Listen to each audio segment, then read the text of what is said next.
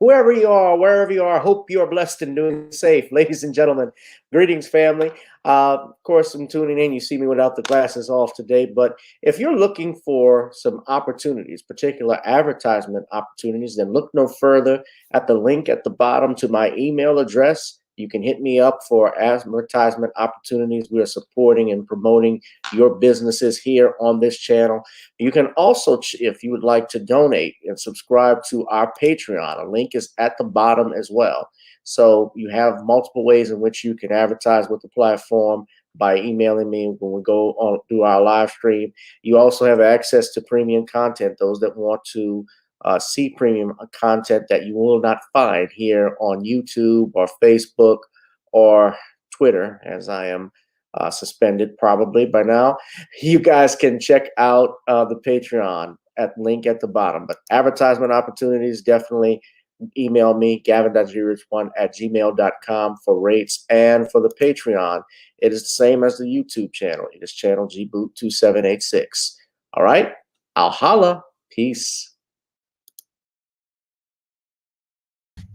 I'm attorney Gavin M. Richard.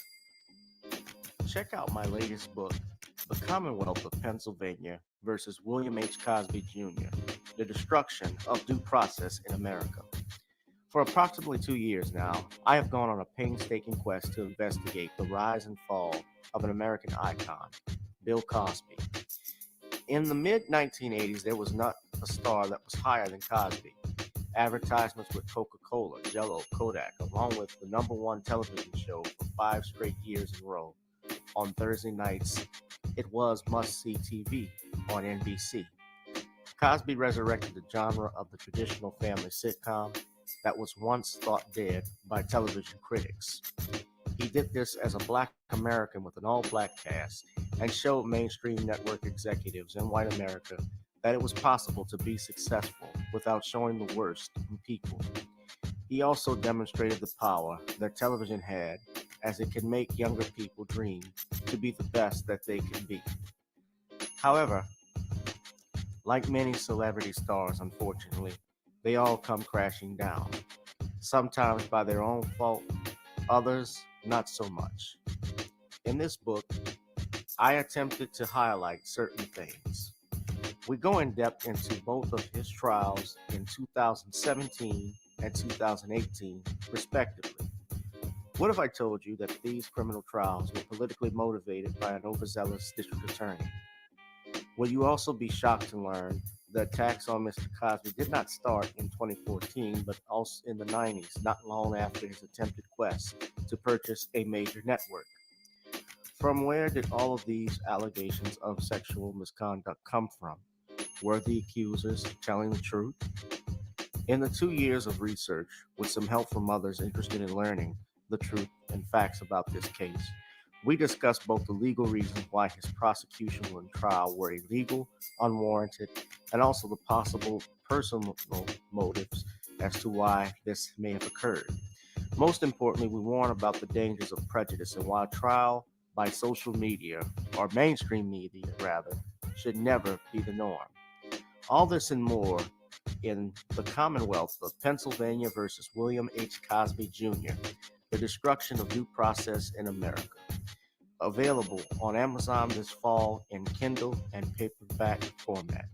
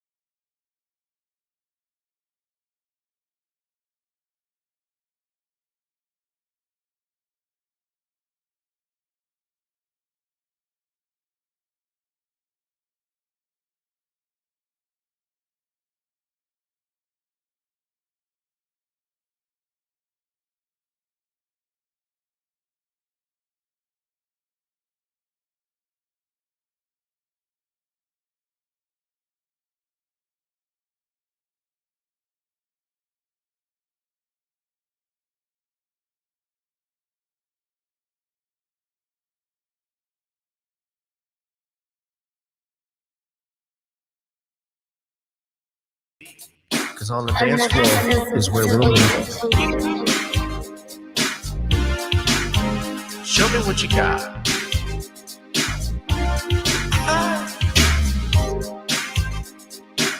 Gotta feel the groove. Feel the groove, get on the floor. Get on the. Right now the party's wasted. There's nothing much to do. But once the groove gets started, tell me, what do you have to lose? Just look into my eyes, girl, as we glide across the room. And what to my surprise now, the beat takes hold of you. Now if you're feeling like I'm feeling, so come on baby, let's start dealing. Time to get this party started. Ain't no time for the broken hearted. When the rhythm takes hold of you, there's only one thing left to do. Cause the beat is really moving. Time to get your body moving. Gotta get on up and move your body.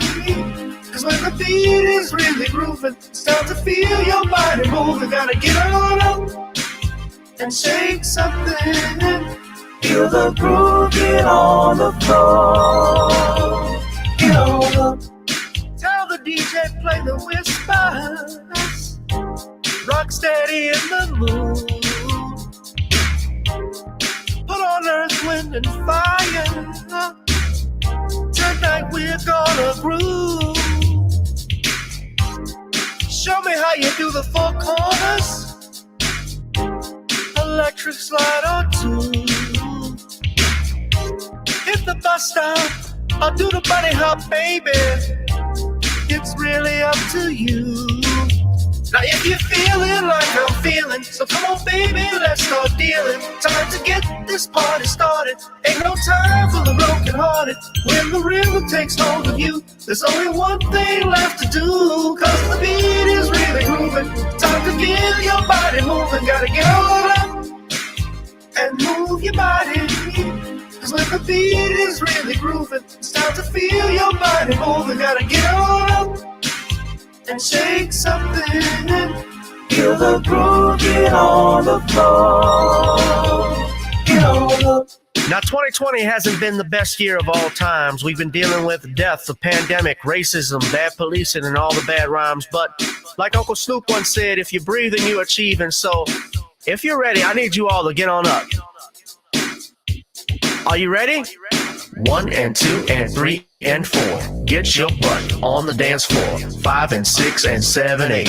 This jam we appreciate. We're gonna slide and step on the beat. On the dance floor is where we'll be. Feel the groove, get on the floor. Get on up And move your body. Cause when the beat is really grooving, it's time to feel your body moving. Gotta get on up and shake something. Feel the groove, get on the floor. Get on up. Baby, yeah, gotta get on up. Come on, baby, gotta get on up. Baby. Feel the groove, get on the floor. Get on up. Feel the groove, get on the floor, gotta get on up. What's good, family? What's good? What's good? What's good? Shout out to everybody who's at AJ07. I haven't seen you before, but welcome, welcome, welcome. Danielle Meyer, of course, as always, who's listening in. One who cares. Good evening. She's dancing to the song. Everybody's feeling the groove, getting on the floor. By the way, ladies and gentlemen, speaking of which, please get on up on iTunes right now if you want to support me. Of course, you know that we always talk about this. The channel is not monetized, so anything you can do to help and support me, family, whether you want to buy some Creole seasoning or if you want to buy, which we got available, NawneysCreoleBlends.com. Try it on chicken, meat, or fish. Nawneys goes great with every dish. I sent some Creole seasoning actually to Taj Jackson and his family. So Taj told me it's the bomb. He told me he's going to try it out. So I said, all right, you're going to have to try it out. Try it for the Super Bowl. So I'm keeping my fingers crossed. I know he's going to like it. So, and I get send something to him and Mrs. J. So that'd be cool if they love that. That'd make my day. But let's see here.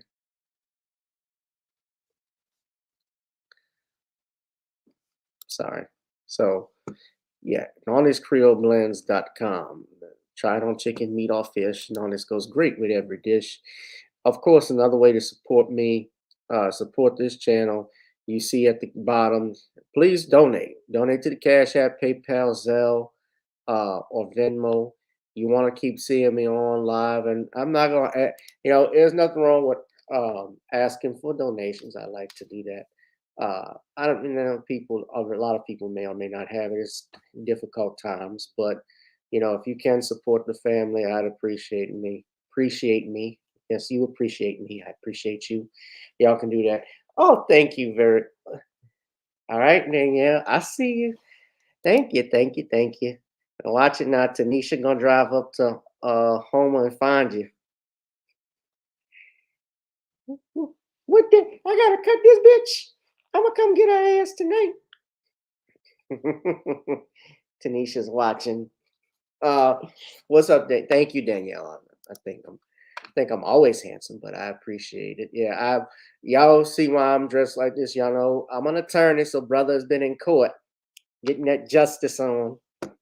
So it's been a very busy day, but we're gonna get into our topics, and I got a special guest coming in a second, ladies and gentlemen. I'm just waiting for him to jump in, but our topics we can get started tonight as follows: is some EMTs and fire department, more fallout over the Tyre Nichols beating that we all saw. Some 3 EMT and fire department officials were fired for their role in Tyre Nichols' death. Some sheriff deputies were also suspended for their part and role in Tyre Nichols' murder, because that's what it was. And we're also going to talk about the big news. Preston Hemphill, no relation to Shirley from what's happening, has been identified as the white officer who was being protected in this case. Now, it's my understanding also, courtesy of my brother TD Hip Hop, there is another officer, a 7th member of Scorpion, who has never been identified. And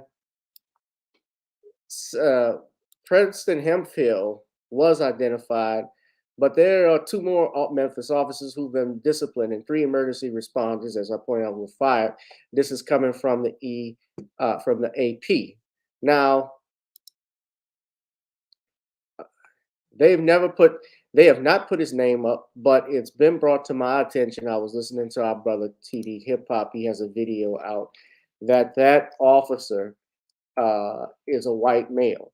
And in fact, the family members have called out, especially I know Tyre Nichols' stepdad has wondered why why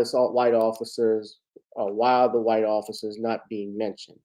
Now, I'm going to play a little clip, obviously, to let everybody know what's going on about the officers that were involved. The 6th officer who has been identified as Preston Hemphill, who has been with, I believe, the Memphis Police Department since 2018. Memphis Police said additional information will be available on their social media platforms. The family released a statement saying, quote, "The news today from Memphis officials that Officer Preston Hemphill was reportedly relieved of duty weeks ago, but not yet terminated or charged is extremely disappointing." See, let me clarify for everybody legally what's going on, and I'm going to analyze some stuff too. We're going to talk about some other things that I've heard and some rumors. The other rumors are, the big rumor I'll get into in a minute. But when someone is relieved of duty, that's basically a nice way of saying they're on paid leave. You're not active, you're not at desk duty, you're just sitting at home collecting a check. That's what that means. It is not the same thing as being fired. Initially, it was reported that he was fired, but he was not. Now, he was the officer that was involved in the initial stop, and you saw the video I won't necessarily play the video because YouTube has been going around, as you already know, censoring a bunch of people, a bunch of channels just for playing that clip.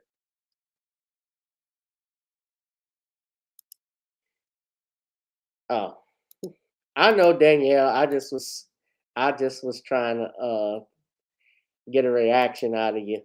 Don't worry, Tanisha not going nowhere. She can't afford the gas. Anyway, neither can I. They said, why is his identity and the role he played in Tyre's death just now coming to light?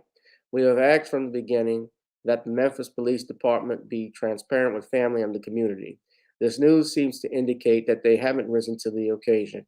It certainly begs the question why the white officer involved in this brutal attack was shielded and protected from the public eye, and to date, from sufficient discipline and accountability. The Memphis Police Department owes us all answers. The attorney, Lee Gerald, representing Hemphill, released the following statement. He stated, I can confirm that I represent Memphis Police Officer Preston Hemphill, who was the third officer at the initial stop of Mr. Nichols.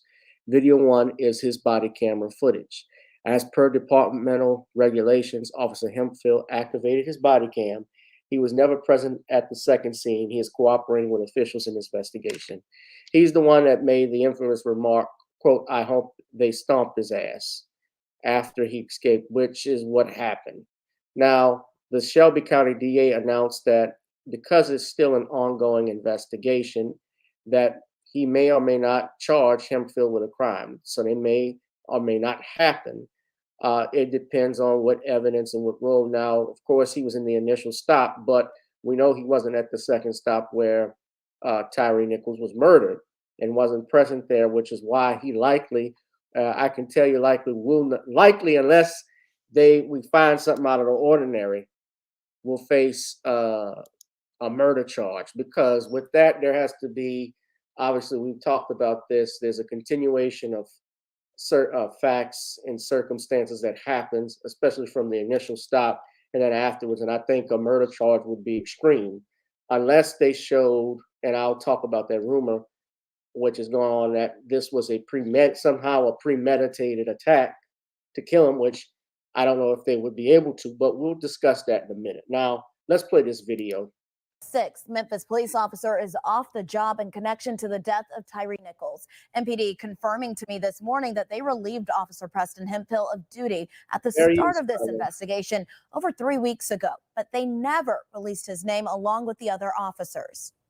Now, MPD has not confirmed Hemphill's role in the traffic stop, but they did tell us this is an ongoing investigation. We're also not sure if he also faces any charges, but Hemphill's lawyer, Lee Gerald, confirming in a statement that Hemphill is the officers whose body cam footage we see in the initial stop of Tyre Nichols. He also says that Hemphill was not at the second scene and that he is cooperating in that investigation.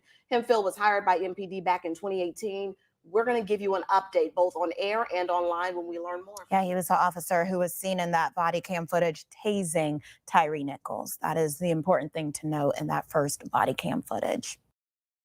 Because of the death of Tyre Nichols, this week in Nashville, state lawmakers representing the Memphis area are moving forward with new proposed legislation to reform police practices in Tennessee. That's right. Our Jay Shakur has more on what these lawmakers are specifically pushing at the state capitol. It's strengthening Senate Bill 1380, a state law passed after the death of George Floyd in Minneapolis in 2020. Now, that law banned chokeholds, mandated law enforcement agencies develop a policy regarding de-escalation, and required a law enforcement officer who has direct knowledge that an excessive use of force by another law enforcement officer violates state and federal law to report it as soon as possible. It's not just the family of Tyre Nichols and local activists demanding changes in Memphis police protocol and use of force procedures. So too are state lawmakers from Memphis, including Senator Ramesh Akberry. And it's hard to legislate a cultural change, but you can certainly create the conditions around punishment for use of force or for a failure to intervene or a duty to render care. And I'm not talking about just losing their jobs. I'm talking about facing criminal charges. Senator Ackberry says certain laws passed after the death of George Floyd still need more teeth, especially tied to the duty to intervene and render care. Ben Crump, the Tyre Nichols family attorney, hopes newly proposed Tennessee legislation will pass and be named in honor of the 29-year-old. It's not just justice for one family, it's justice for all of us. That's what Rovon is praying for. She wants reform. We want this duty to intervene to become Tyre's law. Senator Ackberry says multiple bills were introduced ahead of Tuesday's deadline, but said the process of writing, tweaking, and voting on the legislation is just beginning. We want to get this right. We don't want to rush. We don't want to be reactionary. We want to be proactive. And so I think in the coming weeks, you'll see more of what that legislation will look like. Now, we did reach out to MPD about the portion of SB 1380 that requires law enforcement agencies to establish a use of force reporting system, but so far, we haven't heard back yet. Okay. Now, another thing I reported on in conjunction with this is that 2 EMTs and fire department officials were fired as of today for their role in the death of Tyre Nichols, or I should say in the response. Now, I'm going to play that video right quick as to what happens, but it was announced earlier this morning that the 2 Memphis paramedics fired in Tyre Nichols' case. Also, those men, they have been identified as Robert Long and Jamichael Sandridge, as they failed to assess Nichols' condition when they arrived, while Fire Lieutenant Michelle Whitaker, who rode with them to the scene, remained in the vehicle with the driver. She was also fired. An internal review of the conduct found all 3 fire department employees violated numerous fire department policies and protocols, the agency said in a statement issued by Fire Chief Gina Sweat. The terminations came as the Memphis Police Department disclosed that 7 of its officers had been relieved of duty for their roles in the confrontation that led to the January 10th death of Nichols, a 29-year-old black male. So I'm going to play this video right quick, and then we're going to bring in our guest.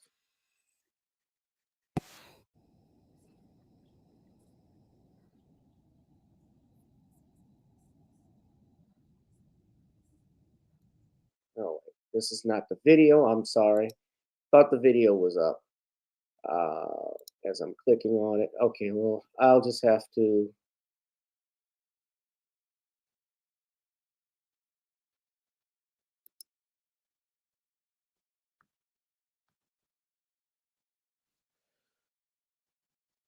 Oh, I had this saved, and for whatever reason, I'm sorry. When I popped it up, it doesn't come up. But I'm gonna play. Okay, so this is one of the videos. This is from NBC News that I'll play. So this is it. Now I'm gonna bring in our special guest, ladies and gentlemen. Initially because they haven't been fired and are still under investigation. But this morning, that decision is raising questions about transparency and a warning some of the footage you're about to see is disturbing. All right, so this is disturbing information. It's graphic. Anybody that's sensitive, please leave. A matter of fact, what I might do, I might block some of it out just in case, because I know I'll get a notice from YouTube on this stuff. So I'm just going to play me, but I will play the show me, but you can play the audio. Damn, I didn't do anything. 2 Memphis police officers on leave this morning as the department investigates their actions in the death of Tyre Nichols. Memphis police declined to name one of the officers, but identified the other as Preston Hemphill, a 5-year veteran of the force. During the altercation, Hemphill is seen on his body camera, helping pin Nichols down and pointing a taser that authorities say he fired. I hope they stop his. Lawyers for Nichols' family are now asking why Hemphill, who is white, has not been fired. He should be terminated like the other 5 black officers that were terminated. Hemphill's attorney says his client was never present at the second scene and is cooperating with officials in this investigation. In all, 7 Memphis police officers are off the job following the brutal beating, including the 5 ex-officers now charged with murder. The district attorney says more charges could follow. We will be looking at everybody. We're doing it in a thorough and fair manner. This comes as others who were on the scene are also facing disciplinary action. EMTs Robert Long and Jamichael Sandridge and Lieutenant Michelle Whitaker have all been fired. The Memphis Fire Department says an internal investigation found they violated numerous MDF policies and protocols, and that the two responding EMTs failed to conduct an adequate patient assessment of Nichols. About 10 minutes after arriving at the scene, poll camera shows EMTs walking away from Nichols and leaving him as he rolls around on the ground in pain.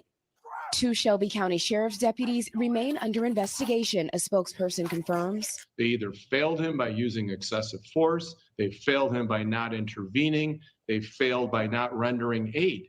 Candles, teddy bears, and balloons now mark the street corner where things went so wrong. Overnight vigils held around the country for the 29-year-old dad. He really did want to change the world, and he did change the world. You know, his name will never be forgotten. In fact, Tyre Nichols' funeral is set for tomorrow. What more do you know about that, Priscilla? That's right, Hoda. That funeral will happen tomorrow morning. It is open to the public. We know that Reverend Al Sharpton is expected to deliver the eulogy, and that there will also be a call to action as the community here continues to demand justice and change. Hoda? All right, Priscilla, thank you. All right. We're going to bring in our special guest, ladies and gentlemen. He is a use of force expert, a former Brockton Police Department detective. He's been a guest on our show before, and I hadn't spoken to him probably around a little bit after the pandemic started, but he used to come on and give insight due to his knowledge as a police officer, and I'm happy to have him come on. Please welcome our brother Ken Williams to the program. Welcome back, Ken. Hey, thank you, family. Thank you, family, for having me. Unfortunately, it's the same story, different time. That's sad, right? Yes, man. Well, you're always welcome to come on the show, brother. I thank you. I want to ask you tonight, basically, from what you saw. We hate having conversations like this, but I guess it's necessary for the public. When you watched, I take it you did watch the footage that was everybody saw on this past Friday. As a police officer, former retired police officer and a use of force expert, what did you see from your knowledge as to what happened to Mr. Nichols? Sure. I mean, the first thing I would like people to think about is that we haven't seen everything. I mean, sure. We have what's important are the different locations. When we hear people talk about, excessive force at this location, the death at this location, the assault at this location, that's a key indicator that something happened at location number one, which is the traffic stop that they haven't told us about. They talk about there had to be some force that was used at that traffic stop, which led to Mr. Tyre Nichols saying, I got to go and save my life. Let me run. And we should have the whole story and not bits and pieces of the story so that we can understand everything, That's one point. The other point is that, this particular case, just like all other cases, is talking about self-defense to a certain extent. And what do I mean by that? When we think about self-defense around the country, police officers are operating under basically an enhanced version of stand your ground, if you think about it, because self-defense is about immediate threats. The fact that you're placed in a position where you can have physical harm, physical injury, something that you could take a picture of at the end of the day to document why it is that you felt that you needed to use some degree of force, whether you're a citizen or a police officer. And then at the same time, you have certain states that are saying that you should retreat. You have other states that say that you can stand your ground. Police officers operate under this blanket immunity kind of thing when it comes to no matter where you are in the country, whether it's stand your ground or not, they can stand their ground. Right. And at the same time, they have no duty to retreat in most instances. We talk about like Graham versus Connor, which is after the fact, what force was used in this prism that we put it through to as an analysis to figure out if the force used was excessive. And even that test, if you think about it, they talk about the objectively reasonable person from the viewpoint of the officer and not the general public as far as officers looking at each other internally. So when we talk about reform and we think about this statutorily and legislatively and stuff, there's a lot to this, and it ultimately comes down to a systemic problem. We're not talking about black or white. We're talking about systemic racism, systemic problems, racial profiling, police misconduct, abuse of authority, selective enforcement, civil rights violations, excessive force, people dying at the hands of people who are wearing a badge, have the authority of a police officer granted to them by the citizens who are paying the salaries, and they're using that authority to target black people more than they do white people. Because if they targeted everybody equally, this problem would have been fixed several hundred years ago. And that's ultimately where we are, brother. And we got to say it as it is. The way we get out of this, I don't know, unfortunately. Well, the sad part about it, when I looked at the footage, of course, these are 5 black men, black officers that were involved.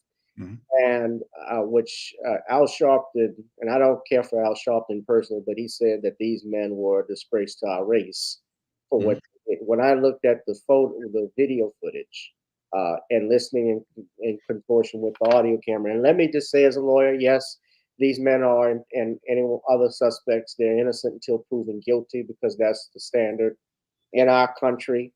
They are entitled to due process. I support all of that. But the video footage was pretty damning, and I'm speaking as a criminal defense lawyer. I wear my hat perfectly fine. But when you saw Mr. Tyre Nichols, for instance, when they were at one point, he's still up in the air, but he's still on his feet, but he's basically knocked out on his feet while he's being held and restrained.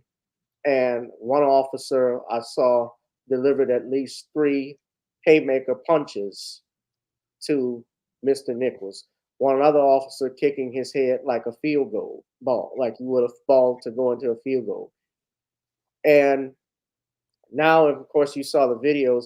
What made this worse is the EMTs and the fire department, the fact that they didn't render aid properly. One lieutenant, Michelle, I think I exited out, I can't remember her name, but she apparently was fired because she sat in the fire truck the whole time and didn't get out to supervise. So all of that's factored in. But when you see this, and have from your experiences, especially when we're talking about hearing them say it's not a racial issue, Jason Whitlock, I don't know if you saw his remarks about blaming this on single black females, single motherhood as being a matriarchal society. I didn't see the correlation with this particular thing. And this really should be about personal responsibility, because you still know right from wrong. These officers were sworn to uphold the law. Now, something I do want to get in, Ken, and share with everybody else, since I mentioned this earlier. Of course, this has not been proven. These are rumors. These have been circulating on social media, and I've heard different people talking about it. But there is a rumor going around, and I have an article here from Newsweek that I want to put up, that Tyre Nichols' girlfriend allegedly was married to, or was the ex of, a cop, particular Mr. Demetrius Haley. Now, I always say it's alleged because this has not been proven. I looked at this, and this has just been circulating on social media. And I'm putting a disclaimer up because I'm always careful with my words as a lawyer. But according to what they're stating here, it has, from Newsweek, they have the ruling that it could not independently verify the claims made about Nichols' alleged relationship the claimants did not present corroborating evidence. And they're stating this because Haley's partner had worked for FedEx, supposedly, meaning his wife, and stated that both Tyre Nichols, of course, works at FedEx. And I can tell you, even before this rumor even started on Twitter, I had heard that same thing as well. Now, I'm always take it with a grain of salt. If it comes out, if it comes out and it's true, that's one thing. If it's not true, that's one thing. But if it comes out as true, Ken, and it is proven, let's just say for the sake of argument, that this was done out of jealousy, then these charges, it's very possible, could be upgraded. That's fair enough. That's fair enough. But because just looking at this from my perspective, looking at this was not just overboard. This was cast out into the sea with an anchor attached, detached from the boat. it's an interesting theory, but let me not so much poke holes into it, but kind of deflate that for a minute. If one officer has an anger or jealousy or something like that towards someone, that doesn't explain why all five are doing what they're doing. So there's a little bit more, I believe, going on here than it just having to do with, relationships and stuff. This has more to do with the fact that we're talking about abuse. We're talking about a bully or bullies abusing their power, believing that they can get away with it because they got away with it in the past, most likely, and they figured that they could continue to get away with it based on that job.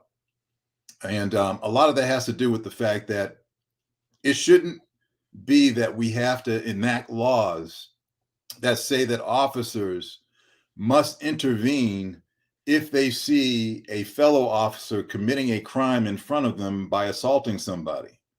And that's where we are in America today, where we're passing and creating laws. And we're saying that police officers have to be trained because somehow they don't understand what an assault or an assault and battery is that takes place, that they lock people up for every single day that aren't police officers. And that's the absurdity of where we are today. Mm-hmm. Well, I would say this, that unit, Scorpion unit, they all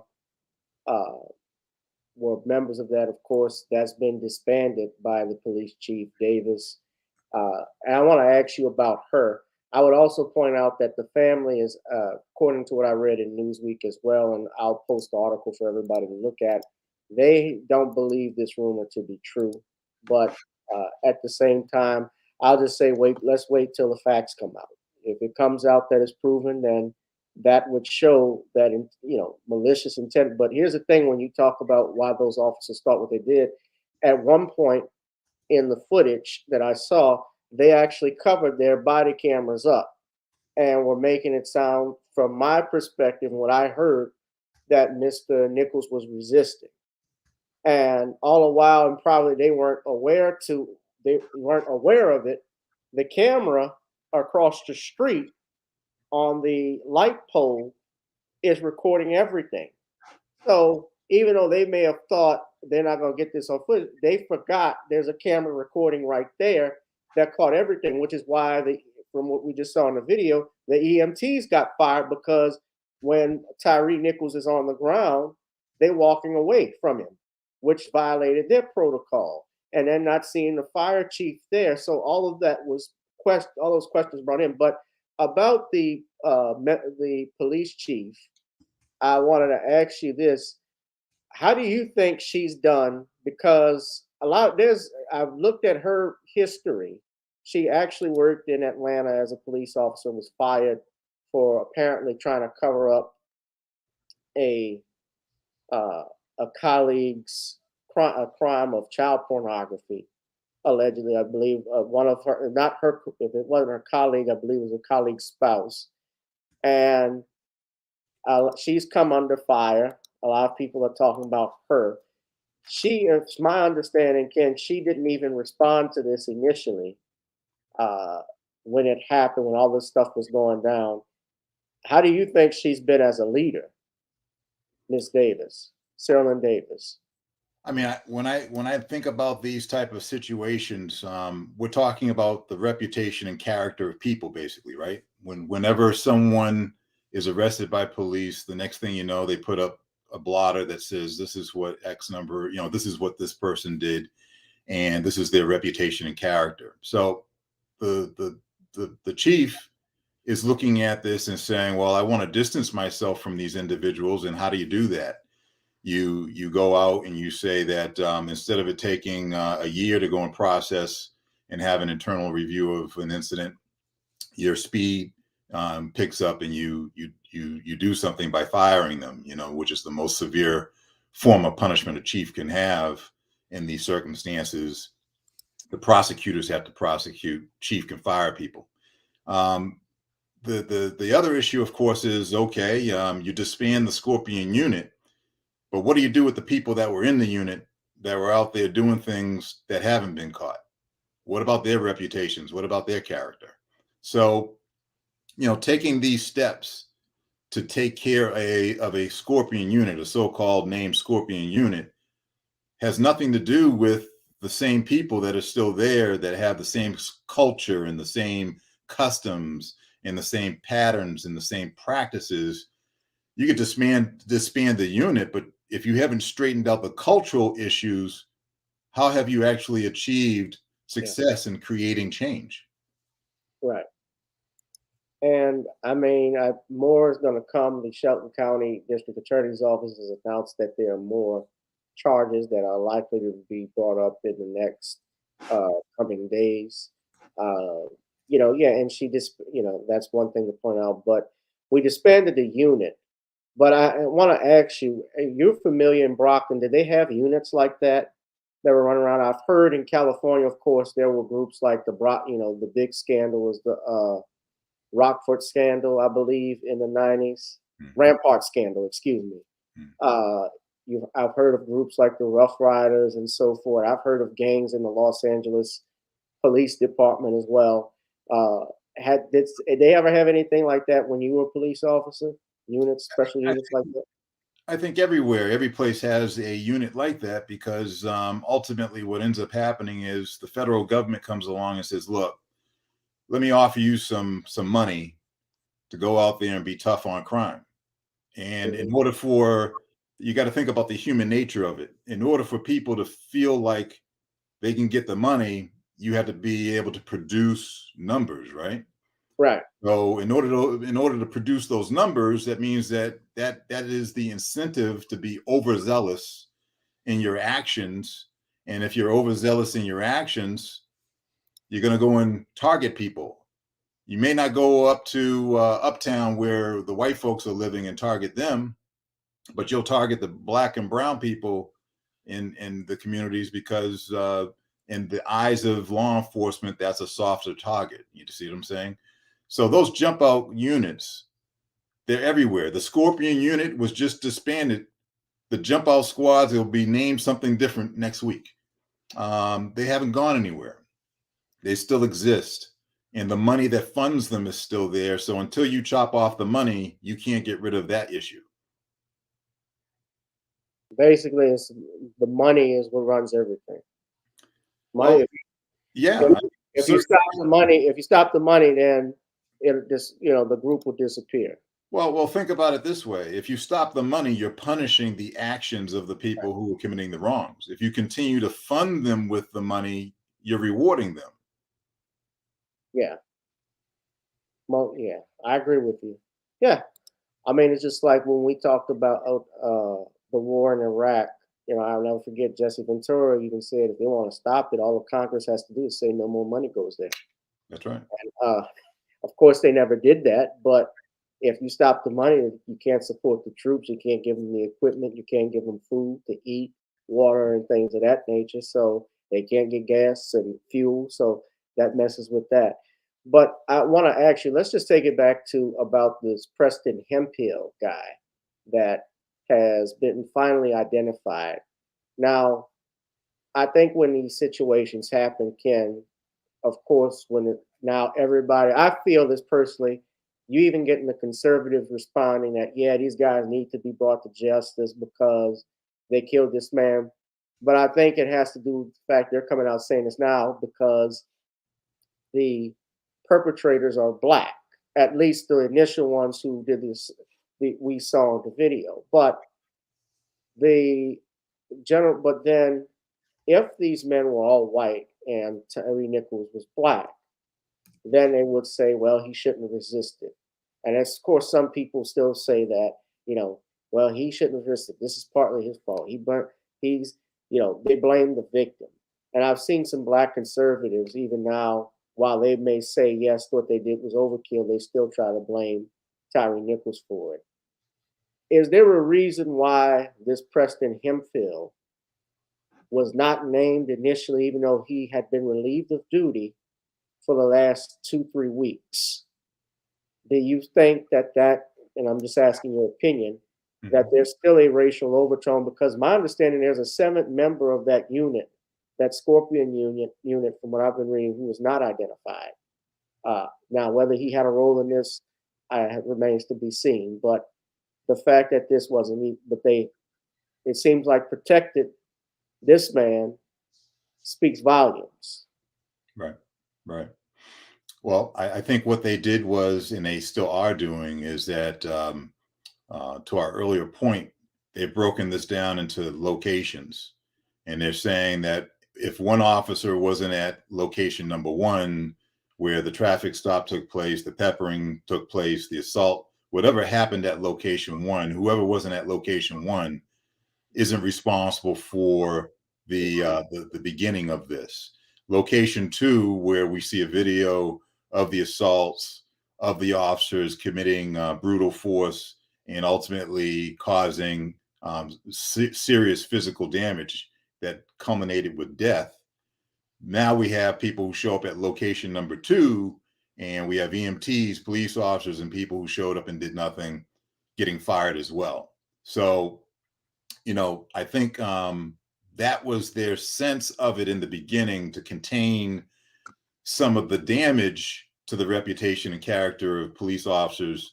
They figured, let's see if we could separate it, but then probably the outcry by the public started coming in, and they were like, wait a minute, why are you separating this and compartmentalizing it rather than holding everyone accountable? Because let's face it, I mean, if you and I went to a bank, you sat in the car, and we had an agreement that you would be the getaway driver, and I went into the bank and committed the robbery, and then I came out of the bank, and then we both took off, we would all get charged for the bank robbery, right? That's the principle.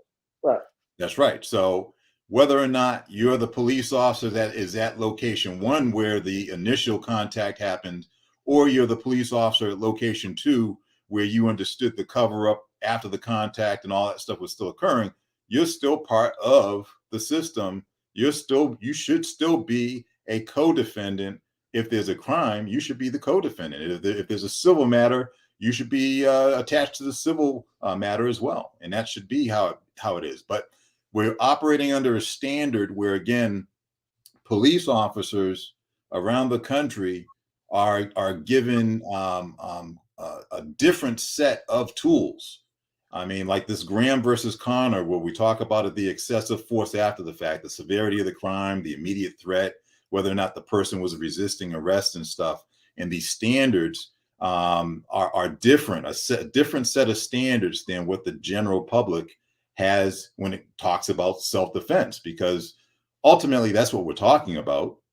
What was the physical damage that someone could cause somebody when there was some sort of fight or interaction that took place? What is the self-defense?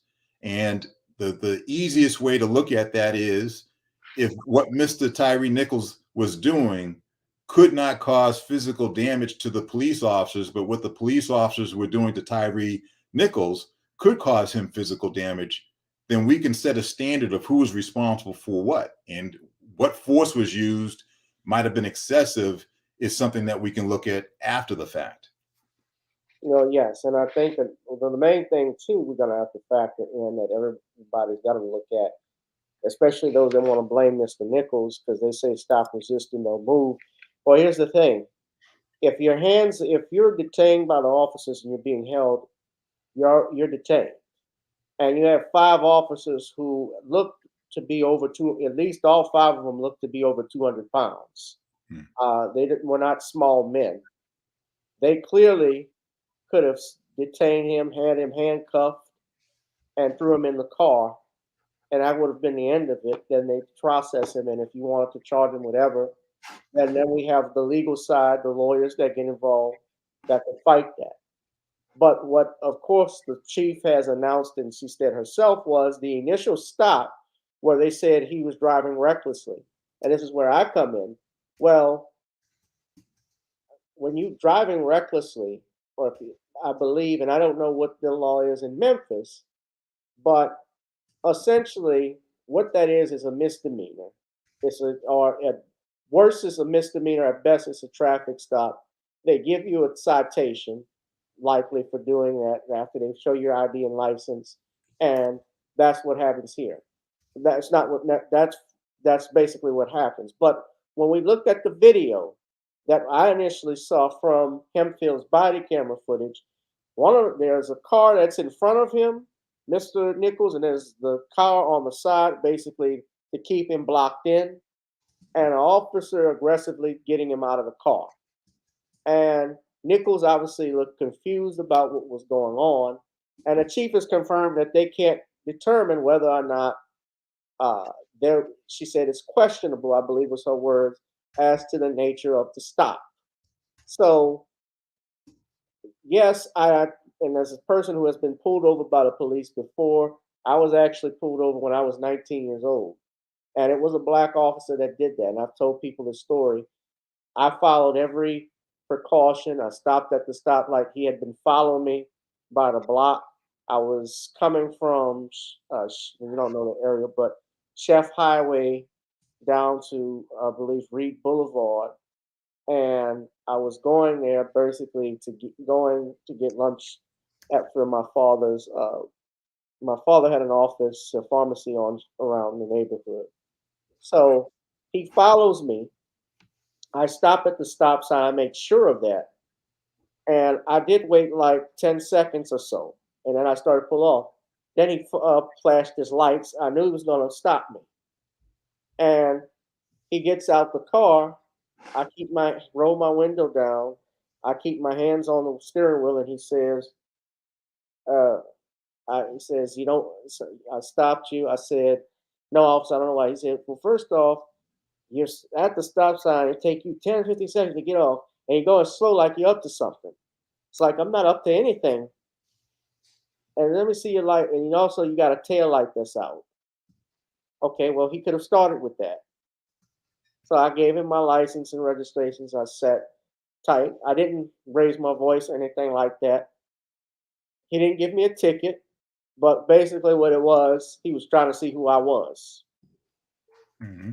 I walked off and I made sure I fixed the taillight, but I was nervous, yes, because at that stop, at that time, I don't know what's going to happen.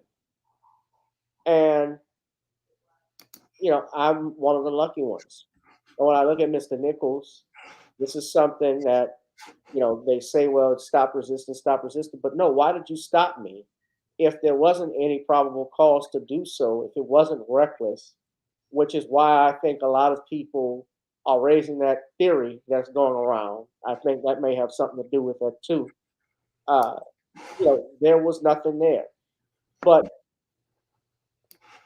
and then also another thing I see too, why these officers were quickly fired and disciplined and trying to distance themselves, I think that the Memphis Police Department and Shelby County and the state in general want this to be as quick of a settlement, because if more nefarious stuff comes out, then you're looking at I mean, well, they're already in trouble because someone has died, but you're talking about if there's possible corruption that might be involved here, and this is all speculatory, but I'm just looking at the whole thing, and it's just a big mess. I agree. I mean, your story and the stories of other people who have been stopped, questioned, frisked. Millions of Black people in this country that have been basically harassed. We're talking about the fact that at the end of the day, someone is making money off of their actions to harass Black and brown people. And if white folks were subjected to the same equal treatment that Black and brown people were subjected to, this problem would have been fixed and corrected. So again, I think we can't lose sight of the problem, which is what Ben Crump talked about, which is systemic problems, systemic racism that predate our existence in this world. And when we're talking about the fact that officers sometimes use their anger or their fear, or like the case that you're saying that may be a rumor, a jealousy, which is basically an emotion, to go and use that as the grounds to go and use physical force against somebody. We have to understand that there is no law that says that self-defense is allowable for emotions. If you can't take a photograph of what it is, the reason why you're using self-defense, if you can't take a photograph of it and stick it in a barrel, a wheelbarrow, for an example, then you don't have a grounds for self-defense. The officers against Mr. Nichols, they've already said that at the traffic stop that someone was using pepper spray. Pepper spray, if you think about the use of force continuum that officers work within, you have a level 1, which is an officer's presence. You have a level 2, which is a verbalization or verbal commands. You have a level 3, which is an empty hand control. You have level 4, which is pepper spray, batons, and tasers. And then there's only one other level above that, which is level 5, deadly force. For Mr. Nichols, for them to use pepper spray, a level 4 use of force right under level 5, he got the level 5 experience when he got at location number 2. That should be what everyone understands and is talking about, I believe. Yeah. And I think it's important to note he was about 100. They knew where he was going because they followed him, but they obviously ran his plates and saw his address. And he was stopped no more than, I believe, 3 homes down from his home that he shares with his mother and stepfather. And my heart goes out to them because that had to be devastating to hear him calling for his mother, like George Floyd did when he was killed. So, in looking at that, and more to come, something else I wanted to point out too was the last thing I saw. I'm trying to think of it. I'm sorry, did it slip my mind? Yeah, did. Hold on a second. I'm sorry.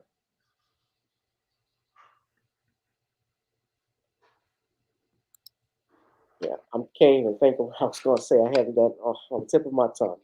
But you wanted to say something right fast, Ken? I while you're thinking about that for a second, I just want to make sure, and brother, you're an attorney, so these are things that you understand, and I just want other people who are lay people who may not be attorneys or anything like that to understand. When we're talking about standards, we're talking about standards that people in law enforcement are all trained in. And we're talking about they're trained in use of force, they're trained in defensive tactics, they're trained in criminal law to a certain extent. They're trained in what probable cause is, what reasonable suspicion is. They're trained in all these things because essentially what happens is at the basic training at the academy level as officers are trained, they're trained so that they can lower their liability risk for being sued, for going out there willy-nilly and doing whatever. They're trained how to avoid that. And that's what is part of the problem. If you have a fear of being sued, what happens is you can have a group think tank that takes place where people say, well, I got your back, you got my back, so therefore let's not tell on each other, let's not squeal on each other, let's not go and give each other up. So this idea that legally we're asking police officers to police themselves still by intervening and telling on each other has never really worked if we think about it in history. And what we're asking for people with bad characters to do is to tell on each other. And that's absurd. Right. You're asking the Fox to investigate the slaughter at the chicken coop. That's right. Darius Bean, former. Now, this is what the New York Post posted. They had this article, and shout out to Torian Rain, because he did a story on this about Darius Bean being the president of a chapter of Omega Psi Phi, which was founded in 1911 at Howard University. It was the only fraternity that was founded for Black people. Of course, there are other Divine Nine fraternities, but they take note to mention his chapter and want to talk. And I think this is kind of unfair, though, that they're doing this. But they mention here about how at the Omega Psi Phi chapter in Brooklyn, for instance, a 45-year-old man had his buttocks and testicles paddled between 150 to 200 times as part of a twisted welcoming ritual, resulting in 2 of the fraternity members being charged with assault and hazing. Now, if you're 45 trying to get into a fraternity, I question that. Why would you even want to go through getting hazed? But let me say to this, because he was the president of the Phi Eta Zeta chapter at the University of Mississippi, according to his LinkedIn page. But what I will say with that is now they want to bring they like to bring in, obviously, the slandering of HBCUs and the Divine Nine. But I bring this up. I know a lot of Omegas. I know a lot of Alphas, especially in my field of work. The attorneys and judges, they're part of a lot of these clubs and a lot of these frats.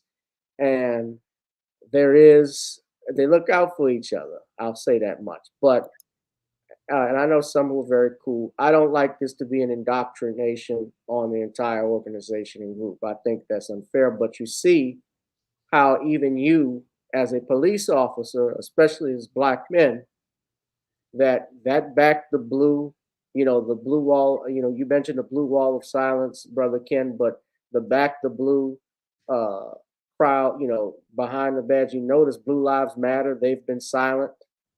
That crowd, when this stuff comes up, they have not come out and supported these officers. This is the officer I was talking about earlier, Demetrius Haley, who had previous history of beating up an inmate. This is what I want to talk about. Allegedly, he was he had previously beat up an inmate, an ex-prisoner. There were several people who brought lawsuit. I think this person brought a lawsuit against this cop, but there was someone else, a gentleman, who saw one of the officers on TV with his mugshot and claimed he had made a complaint against the officers and complained about how he lost half his hearing from it, but nothing happened. But this story was that Sledge, who was 34, alleged in 2016 that ex-Memphis cop Demetrius Haley, who worked as a correction officer, took part in a beatdown on May 16, 2015 at Shelby County Divisions of Corrections.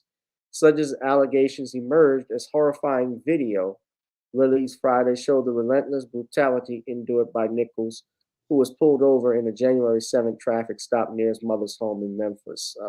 Of course, this is talking about Tyre. But what happened is he said, I got some contraband on me and I was trying to flush it down the toilet, but they didn't follow protocol. Haley was the most vicious.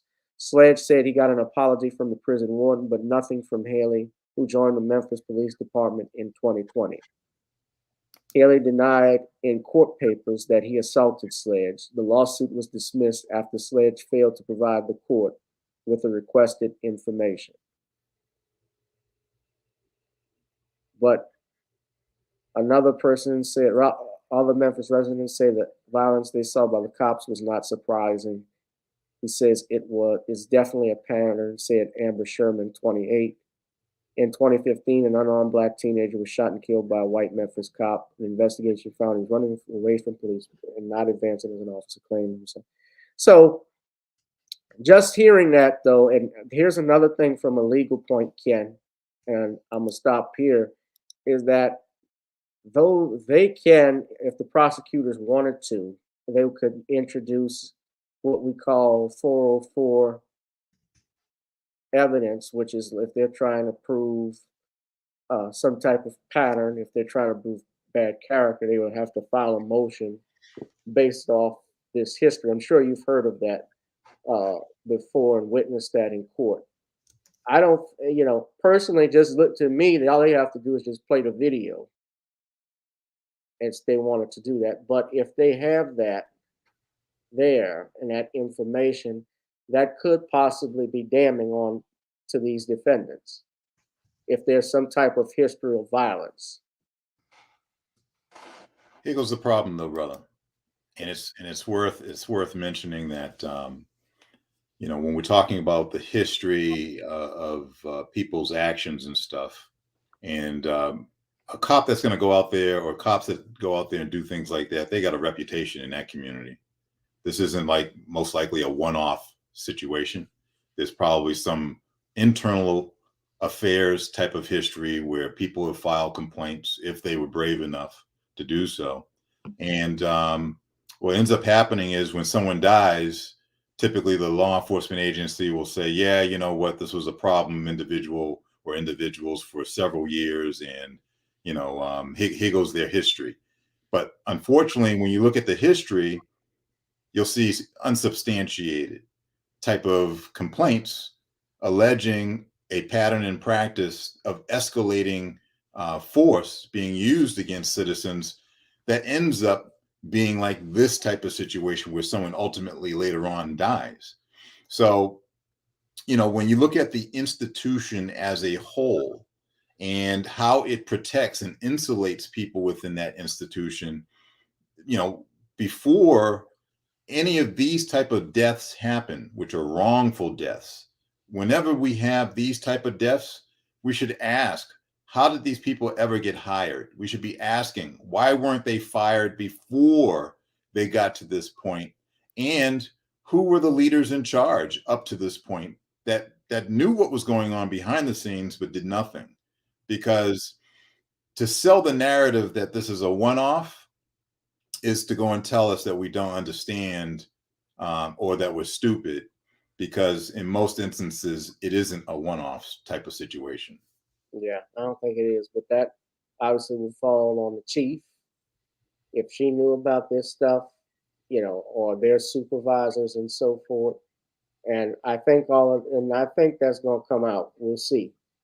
I think especially as this moves forward to trial, a lot of this stuff, and not just in trial, but just in the next couple of weeks, we're going to see, I think, more fallout from this, because this was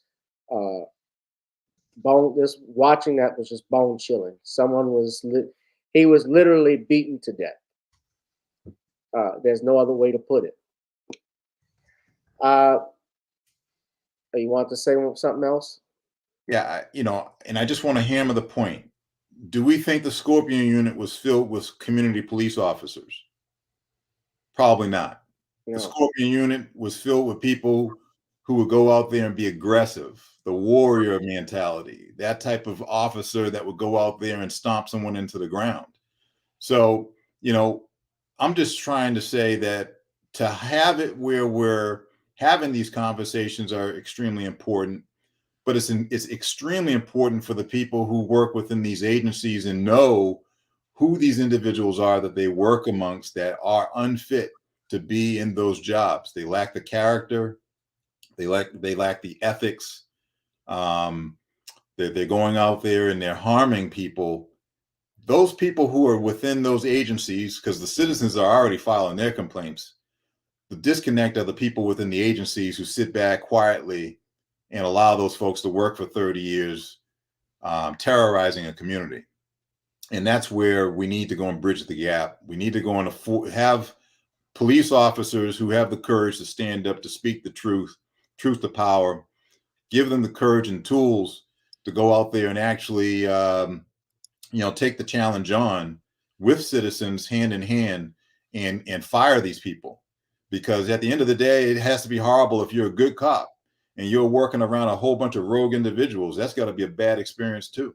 You got to call them out, especially if you're a good cop. If you see behavior like this that goes on, was going on before Tyre Nichols, you obviously failed if you didn't report this. If you don't want the reputation of being labeled as, we always hear all cops aren't bad. Well, all citizens aren't bad either.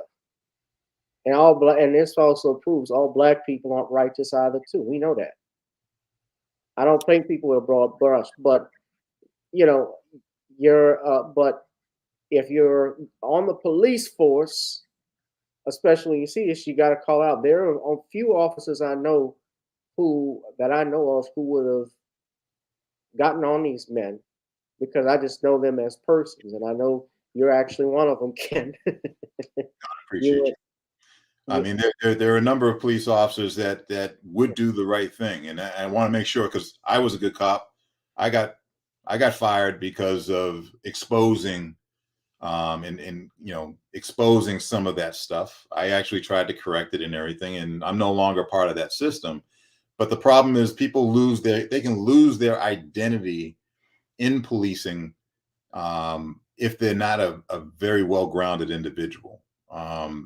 The fact that you can run around and think that you're a blue Smurf instead of understanding that you're black or you're white, you have an identity before you became a police officer. You'll have an identity after you leave. And a lot of folks think that they believe that if they buy in to the system, they'll be accepted by it.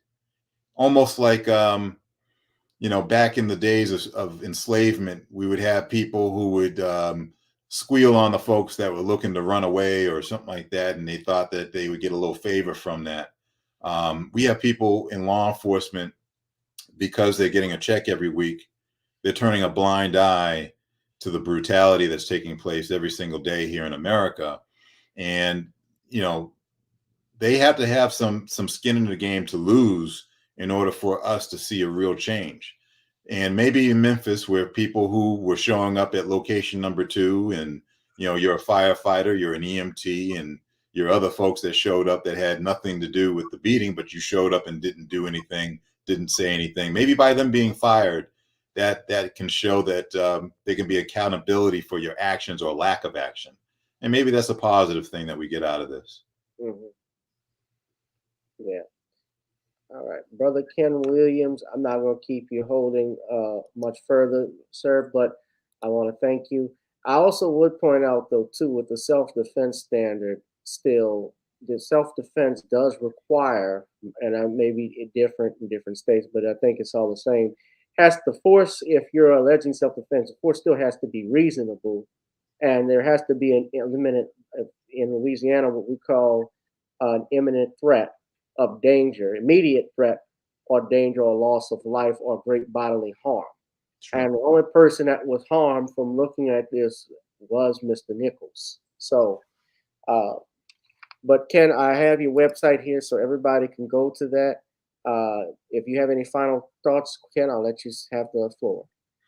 All right. I just wanted to say thank you to everyone. I want to say thank you, Gavin, for having me on, man. I appreciate you, brother. And, I would hope that it's difficult. It's difficult when these things happen, but we need to stay strong, stay the course, make sure that we continue to educate ourselves. And at the same time, you have to be aware of your surroundings and the things that are happening around you as best you can. This young man, it didn't matter if he was doing everything right. this episode that happened in his life had nothing to do with what he was doing. It had everything to do with other people abusing their power and taking upon themselves to treat him inhumane. And that's the sad part about this. We have people out here that are in these positions of trust, and they're receiving taxpayer dollars to go out here and do a job. And we have to go on demand that the government understand that giving them money to reward them and claiming that they need better training isn't the way. Right. Because after billions, trillions of dollars being invested in law enforcement that could have gone towards schools to go and make sure that we had more teachers or summer job programs for kids to go and make a little bit of cash, we're pouring money down the drain of police agencies, and we're not getting a return on that investment that's worth what we're pouring into it. That's just my honest opinion about it. Yeah. Well, I did have one last thing I wanted to talk about, Ken, but I'll let you go if you need to leave. It's not related to this topic in particular, but I thank you once again when you ushered in true words. I couldn't have said you took the words out of my mouth with it. Yeah, we all need to stand up and hold, especially our police officers, accountable, because they're set. They have a higher standard, which is why I think a lot of people are hard on them. So, thank you, Ken. I appreciate it. All right. I appreciate it, brother. Thank you, You're man. always welcome to come back. All right. Thank you, brother. Thank you. That's Brother Ken Williams. You all can go to his website, kwillservices.com, and check his website out. He's a use of force expert. It's always a pleasure to have him come on, and he'll be back. Last thing I want to talk about, though, this is kind of a little bit on the lighter side, if you want to say that. What did he say? CBS analyst Tony Romo, football analyst, was covering the Kansas City Chiefs game with Jim Nance, the Kansas City Chiefs AFC Championship game against the Cincinnati Bengals. And Van Lathan, who, as you know, did work for TMZ, actually shared a clip where he was with his family and friends at a football party of Romo uttering, or at least almost uttering what sounded like what. All right, let's be fair. Let's watch it one more time and see if he was about to say niggas. All right, let's be fair to Tony Romo. Let's be fair. All right. The extra yards, the tough yards, the finish on the play. Right there, you got three.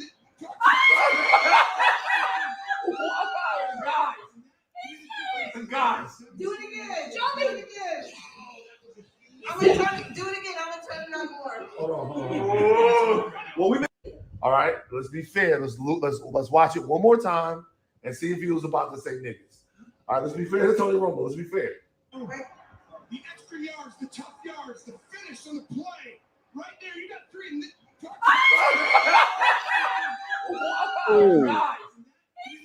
He got three. Do it again. Honestly think he was going to say three nectarines. So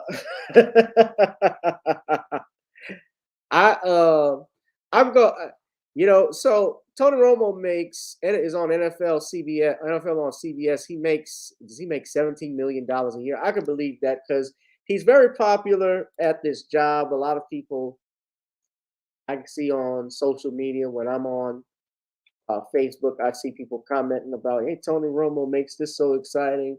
It's like he's back on the field, things like that. He's pretty good at his job. I remember, of course, when he was with the Cowboys, I didn't care much for him. I didn't think he was all that anyway. Now, he has not made any remark, or CBS has not said anything about, to my knowledge, about what he allegedly said, or I should say, trying to say. I could hear, and hold on, y'all. We have a guest coming in. They can hear you from the microphone, Dad. Come on in. All right, ladies and gentlemen, he's back. Yeah, hello, everyone. Welcome, Leon Richard, a.k.a. Dad, to the channel. Hello, hello. Hello. How much the slip? Did it slip out? You know what? Dad would know because he heard this in his lifetime. Have you seen this video of Tony Romo and when he was doing? Did you were watching the NFC Championship game, so you had to have seen it, but it may have passed you. But Tony Romo, they're alleging that he said that. Well, I'll just play the video for you. Just listen carefully.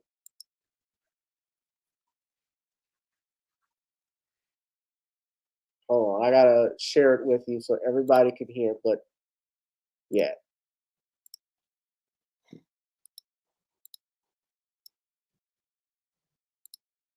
And see if he was about to say niggas. All right, let's be fair to Tony Romo. Let's be fair. The extra yards, the tough yards, the finish on the play. Right there, you got three.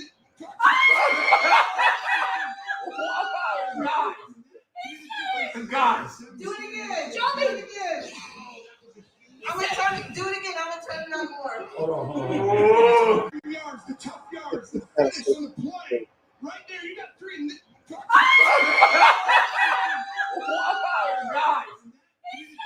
He caught himself. I'm gonna turn it. Do it again. I'm gonna turn it on.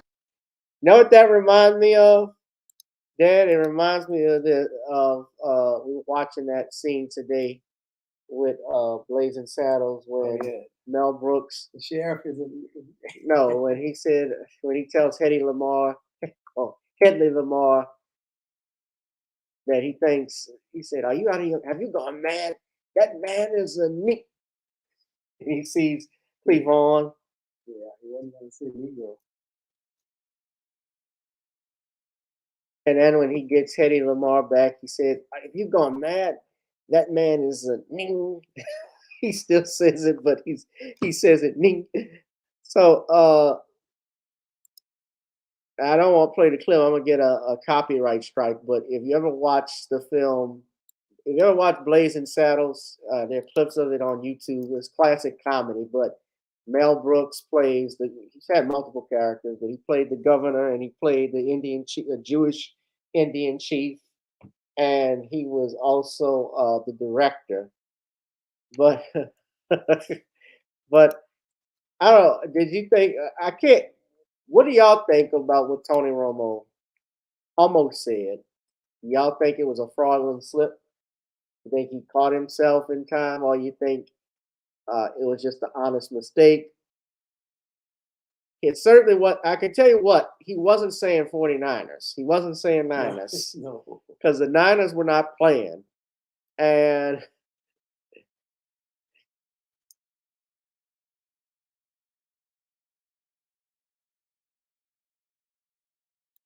yeah, this is the scene. Hold on. I'm talking about.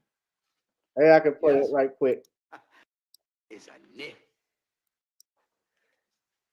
I've got to talk to you. Come here. Have you gone berserk? Can't you see that that man is a nit? Wrong person. Forgive me. No offense intended. Have you gone berserk? Can't you see that that man is a nit? Don't worry, sir.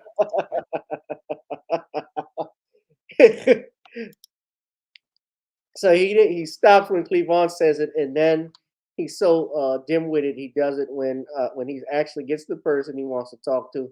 He still says that man is a nigga. That's kind of what that reminds me of. I don't know. I can't. I'm not gonna punish somebody because they almost said something, but I'm just looking at Tony Romo a little bit different tonight. I'll just give him a people's eyebrow. What did you think, Dad? Well, you cannot punish a man for not saying what you thought he said, or for saying what you thought he was ready to say. That's neither here nor there. So he corrected himself. He didn't hurt anybody. I don't know how he feels today about that, about his partial statement. But the truth is that if white people would start calling us negus, Negus, that would be a whole different meaning, because that means king in Ethiopia. That's the title given to the former prime minister of ruler of Ethiopia, Haile Selassie. But of course, white people mean it differently. Well, they spell it differently. They're just that stupid. Well, that actually, Papa taught me that the word, the actual slur that they call us, came from an Italian term, which he stated. It meant tool because blacks were slaves. N-I-G-G-E-R. Yeah. Yeah, but not N-E-G-U-S. But our friend Shannon Sharp, actually, he's come under fire because there were people that were calling him out, asking him to mention this on Tony Romo saying this, and he said, "You want me to get on something with somebody that says something probably while we're gone that they say in private? I'm not fitting to do that. I'm not gonna do that off with Skip. We're not gonna talk about that today. But let's go to Bill Bellamy's reaction because Bill Bellamy actually had something to say about Tony Romo. He had to get on and Skip."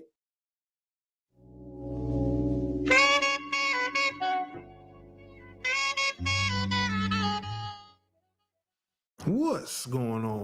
To Tony Romo going viral after fans believe they caught him almost saying the N-word on Shout out to Forgotten Kings TV for this. live TV.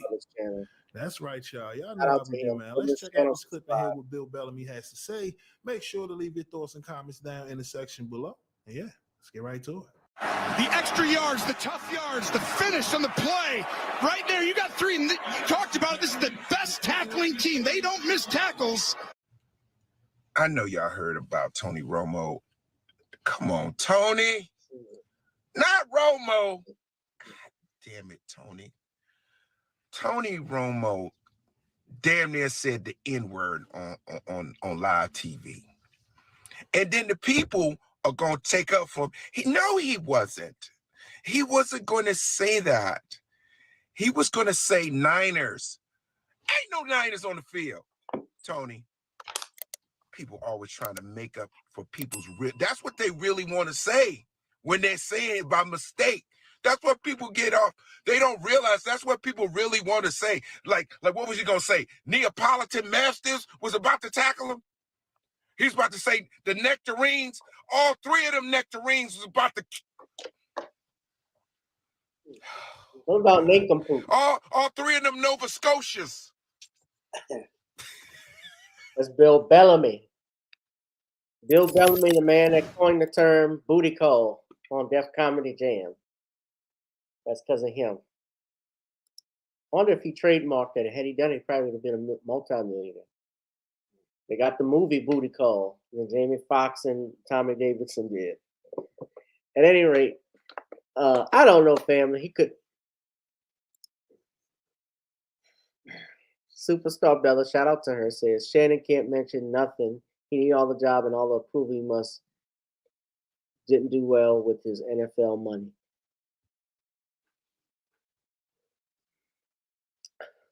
I think Shay, well, if Shannon Sharp quit Undisputed and just did Club Shay podcast, I think he would do fine. He's actually, I think he's actually got millions of followers, at least views on Club Shay on YouTube. When he did the Deion Sanders episode, I think he had one video like 2 million people. I could be wrong. But did he talk about the killing in California of the amputee man? A killing in California? No. Yeah. What happened? Well, police stopped a man who was in a wheelchair. He was a double amputee. Both his legs were cut off. And they told him to drop the knife. He didn't. They say he tried to pitch the knife at him. He didn't. They say he tried to pitch the knife twice at him. He didn't. So he started running away on his knees. And they shot him. They shot him and killed him. And that to me doesn't make any bit of sense. How are you going to shoot somebody that can't even get away from you? Well, let's see the video. I don't know. And usually if I don't know anything, I don't talk about it. Right. Okay. I guess we're showing you. It's 36 years old. Yeah. And so he ran basically on his cut off stump, on his stump. running away from the police.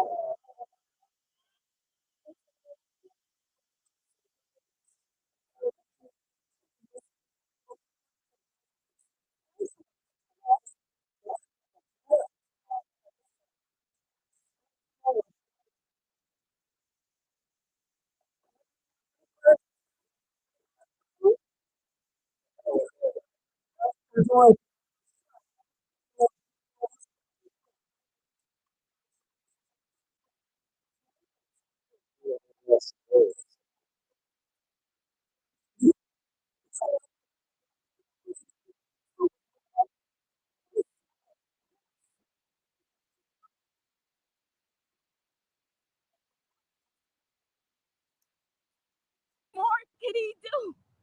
What more can he do? Investigators say they got a call at 3:45 Thursday afternoon by a man saying he was stabbed by another man in a wheelchair. When officers arrived, they say they found Lowe with a knife. They say he got out of his wheelchair and attempted to get away. In a statement, the Huntington Park Police Department says officers tried twice to deploy tasers but were unsuccessful in subduing Lowe. And after he continued to threaten officers with the knife, that's when they say an officer-involved shooting happened. Be realistic about this. What could he have possibly done in the wheelchair? We want justice. And answers, as friends and family say they have heard little from the police department or the LA County Sheriff, which is assisting in the investigation. You guys knew that your lives wasn't in danger? He's running on his limbs. How cold-hearted could they be? And while this family struggles to make sense of their loss, they are remembering a father, brother, son, and friend. He got a strong family that loves him. So I just want justice. We want justice for our whole family. It's not clear if there is any body-worn camera or dash camera footage from the Huntington Police Department of this officer-involved shooting, but we have learned that at least one business up there on Slauson does have security footage of it. They say they shared that with the Los Angeles County Sheriff's Department, and they are not at this time willing to share it with us. Nonetheless, this investigation continues. From Huntington Park, I'm Joy Benedict, KCAL News. Okay, I didn't know that. That's sad to hear. I don't know all the details of it other than what we saw there, but the man was basically running on his stump legs. I'm jumping out of a wheelchair, mind you, right? And he grabbed the knife, but he's running away from him. Yeah, He was frightened. that's true. Yeah. The bottom line is, He could have been detained. yeah, absolutely. You could you're gonna let a man in a wheelchair or a double amputee make you so much of a coward that you got to shoot him? Come on, now that's utterly ridiculous. You cannot justify that in any way, shape, or form. You can't say I fear for my life from a police standpoint, because what are you going to do? Cut you across your legs? Can't do anything to you. They're saying they deployed their tasers, but who knows? They obviously weren't good with it. If they had to use a gun, they need a good criminal lawyer. And you said don't get Ben Crump. Well, criminal lawyers, this would be a civil case, not a criminal. The prosecutor, that's up to the state to bring charges. Okay. And part of the reason the states are difficult with bringing charges because they work with unison with the cops. Right. Okay. Well, that's good, but I still can't see how you justify killing a handicapped man. Pop said he don't want to see Ben Crump. No, I don't. Mister, I'm gonna settle for it. Well, you know, Crump is not, and I said this before, he's a plaintiff's attorney. I mean, in the civil case, where he comes in with these suits, and he's not licensed. For instance, he's in Tennessee. He's not licensed to practice in Tennessee, but he has someone that will do things pro se for him because he's a national attorney, and he can enlist in the case, and they can work together on it. But you see Ben Crump. So that's all fun and good, you know. But these men need to be prosecuted. Right. They need to suffer heinous crimes. Deserve heinous punishment in court. This is a heinous punishment. So was Tyre Nichols and Mr. Green in Louisiana. These were heinous crimes. These weren't accidental shootings. They were not. These men were not put in harm's way. These were heinous crimes. And until these men suffer the consequences that they deserve, this is going to continue. And that goes for all these little 14-year-olds and 13-year-olds and 15-year-olds going around shooting people and robbing them, and then falling on the fact that, well, he was just 14.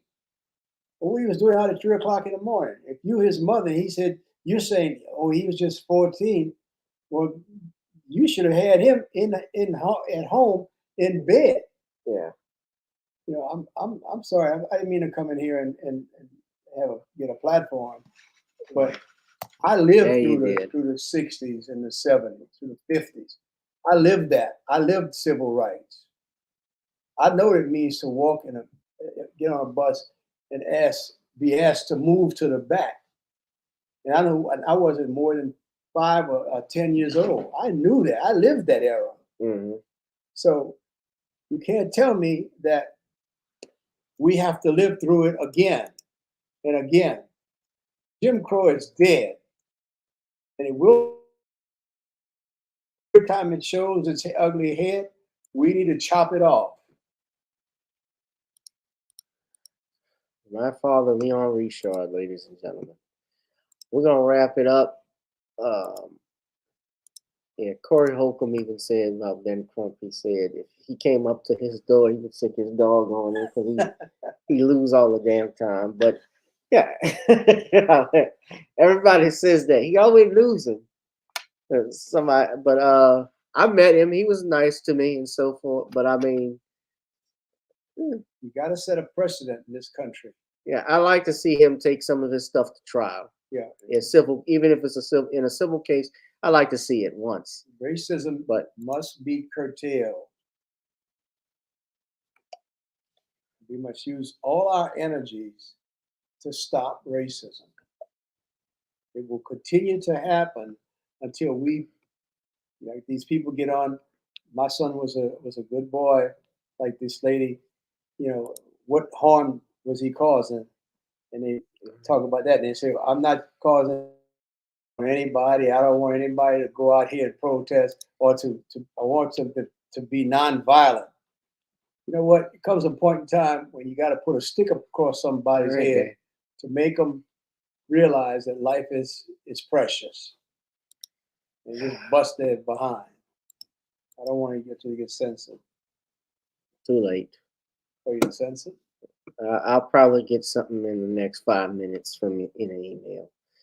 All right, y'all. We're gonna wrap this thing up. Well, we thank our guest Ken Williams, former retired Brockton Police Department, and also a specialist in use of force by police officers in some civil suits. Mr. Ken Nichols, we thank him. We thank all the people in the comment section, from Danielle to Derek Bailey, Pipe Dreams, DeAndre Mosley. Tony Richardson said, Pops. Yes, good. Nerd said, Dad. Yeah. All right. You probably will never see Mom come on. She's camera shy. But maybe one day we might get her show everybody how to do the four corners. What she means by that. Nobody knows what that dance is, and she's the only one. And that's the lyric in the song. Of course, support our channel by going to the Commonwealth of Pennsylvania, ordering the Commonwealth of Pennsylvania versus William H. Cosby on Kindle. Ladies and gentlemen, subscribe to the Facebook page at Commonwealth Cos. Order you some Creole seasoning, NormisCreoleBlends.com. Try it on chicken, meat, or fish. Normies goes great with every dish. Of course, buy my song, video, so, and gotta get on up. And if you love this channel, ladies and gentlemen, as you know, it's not monetized. I ask you to donate, support. Let me know out there you love me. Ladies and gentlemen, we thank y'all for this. Of course, we've gotten on down. Now it's time to get on up. And we're going to get on and boogie out of here. I got to get out of this suit. Thank God it's not a Steve Harvey. This is, they were admiring me saying, oh, Gavin, dap it up. Gavin handsome. Yes. Yes, indeed. This is a Joseph A. Bank. This is not a Steve Harvey suit, by the way. Y'all say that you call this a Steve Harvey suit. I'm a Steve Harvey your ass. Yeah, I'm putting a big foot up your ass with the corn on it. Yeah, because y'all don't understand. I done moved on up. I can afford extra suits. I don't need to get a suit from Burlington or K&G. God has blessed me. Yeah, said get my coffee. All right, y'all. Good night. It's time to get on up. Yeah. Good night. We'll be back Thursday. Girl, come on. Gotta dance to the beat. Because on the dance floor is where we'll meet. Show me what you got.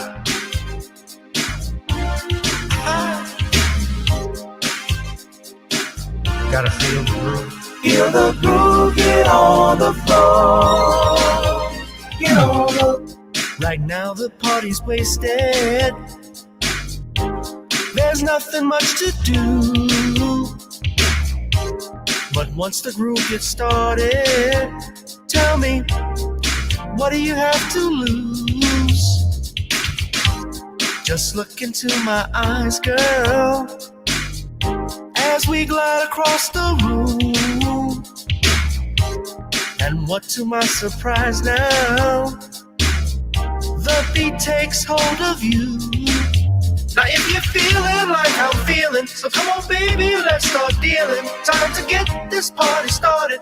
Ain't no time for the broken hearted. When the rhythm takes hold of you, there's only one thing left to do. Cause the beat is really moving. Time to get your body moving. Gotta get on up and move your body. Cause when the beat is really grooving, it's time to feel your body moving. Gotta get on up and shake something. Feel the groove, get on the floor. Get on the. Tell the DJ play the whispers. Rock steady in the mood. Put on earth, wind, and fire. Tonight we're gonna groove. Show me how you do the four corners. Electric slide or two. Hit the bus stop or do the bunny hop, baby. It's really up to you. Now if you're feeling like I'm feeling, so come on baby, let's start dealing. Time to get this party started. Ain't no time for the broken hearted. When the rhythm takes hold of you, there's only one thing left to do. Cause the beat is really grooving. Time to get your body moving. Gotta get on up and move your body. Cause when the beat is really grooving, it's time to feel your body moving. Gotta get on up and shake something. Feel the groove, get on the floor. Get on the. Now 2020 hasn't been the best year of all times. We've been dealing with death, the pandemic, racism, bad policing, and all the bad rhymes. But like Uncle Snoop once said, if you breathe and you achieve. And so if you're ready, I need you all to get on up. Are you ready? 1 and 2 and 3 and 4. Get your butt on the dance floor. 5 and 6 and 7, 8. This jam we appreciate. We're gonna slide and step on the beat. On the dance floor is where we'll meet. Feel the groove, get on the floor. Get on up and move your body. Cause when the beat is really grooving, it's time to feel your body moving. Gotta get on up and shake something. Feel the groove, get on the floor. Get on the floor, baby. Yeah, gotta get on up. Come on, baby, gotta get on up. Baby.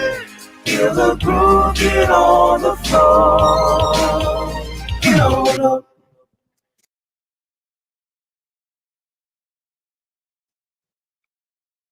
Y'all don't understand, because God has blessed me. Yeah, what your ass say? What? Your ass better be here on Thursday night with Sean James and I. Let's go on the board. Top 5 answers on the board. What's the hottest live stream on YouTube? Survey said. Number 1 answer. Gotta get on up. No, that's not the answer. The answer is Random Topic Thursdays with G Rich, my boy Gavin Richard, G Boot 2786. We'll holler. Show your love. Amen. Yeah.